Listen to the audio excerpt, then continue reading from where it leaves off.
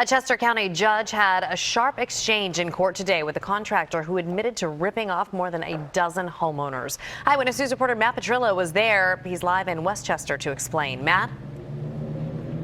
Well, today during his sentencing, Michael Sheehan told the judge he never expected to close his home improvement business after taking people's money. That's when the judge interrupted him and asked, "Do you expect me to buy that?" The judge then sentenced him to 2.5 to 10 years behind bars. Do you think the sentence was fair in this case? I don't have a comment.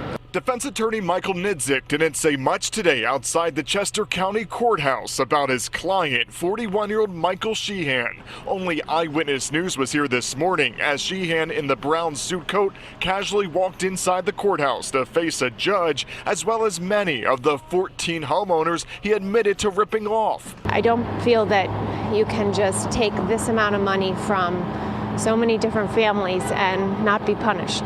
Suzanne Smith's family paid Sheehan a $15,000 deposit to upgrade her kitchen in Newtown Square. It came recommended. Martina Tamaro lost $35,000 after wanting to renovate her kitchen, and Kaitlyn Zitzer was in labor when she was pressured to drop off a $12,000 deposit to Sheehan to get work done to her bathroom. She was left with essentially a hole in her house after Sheehan never returned to finish the work. You know, we were dealing with a brand new baby, first-time parents, and he kind of took that whole moment from us. In all, Sheehan admitted to taking more than $446,000 from clients between 2017 and 2018. He apologized to the judge today, and his wife added in court that, quote, he's not that person. But when we caught up with his wife outside...